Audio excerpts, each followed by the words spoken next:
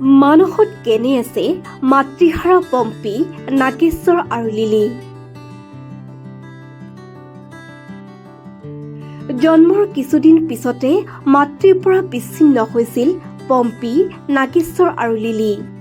ওদালগুৰিৰ পৰা মানস ৰাষ্ট্ৰীয় উদ্যানলৈ অনা হৈছিল হাতীৰ পোৱালি তিনিটাক। সম্প্ৰতি মানসৰ বনকৰ্মীৰ আবদাৰত ডাঙৰ হৈছে ৩ কণমানি হাতী পোৱালি। মানসৰ বনকৰ্মীয়ে মৰমতে হাতী পোৱালি তিনিটাৰ নাম দিছিল পম্পী, নাগেশ্বৰ আৰু লিলি।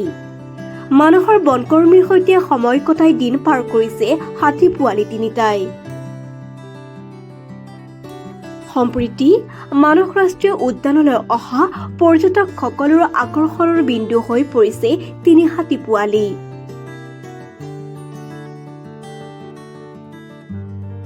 সৰুৰে পৰা মানুহৰ সংস্পৰ্শত থাকি এতিয়া পৰ্যটক দেখিলেই খাদ্য বিচাৰি ওলাই আহে পম্পী, নাগেশ্বৰ আৰু লিলি। পৰ্যটকসকলেও এবাৰ হ'লেও মৰম দিব বিচাৰে ৩ হাতী পোৱালীক। সকলোৰে মৰমত এতিয়া লাহে লাহে ডাঙৰ হৈছে পম্পী, নাগেশ্বৰ আৰু লিলি।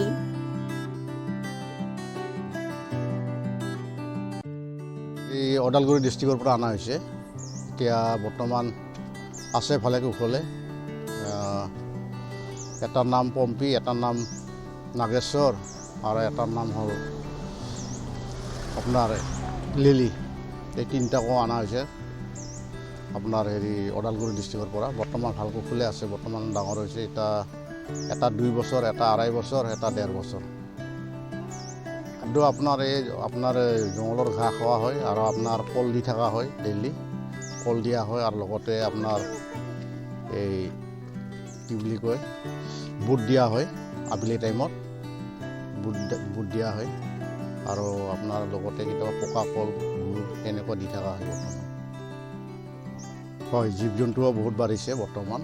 আমাৰ পৰ্যটকবিলাকো আহি বহুতখিনি ভাল পাইছে। কিছুমান সদায় মানে আপোনাৰ চাফাৰী কৰিব গ'লে গড়, বাঘ, হাতী, বনৰীয়া গৰু এইবিলাক লগ পোৱা যায়। তেওঁলোকে আহি কৈ কেনে বহুতখিনি বস্তু পালোঁ আজি, বহুতখিনি চাইটিং হৈছে। হয়, যোৱাকালিও দেখা পোৱা বুলি কৈছে, কোনোবা পাৰ্টি এটা দেখা পাইছে, একেলগত 2টা বাঘ পোৱা বুলি কৈছে। হয়, মানসত যথেষ্ট আমাৰ জীৱ জন্তু বাঢ়িছে আৰু পৰ্যটকসকলো আহি আছে বৰ্তমান। তেওঁলোকেও বহুতখিনি ভাল পাইছে আহি কেনে, আৰু যেনেকুৱা মানে পাব লাগে তেনেকুৱা পাই আছে আপোনাৰ জীৱ জন্তু, আৰু বহুতখিনি বাঢ়িছে আৰু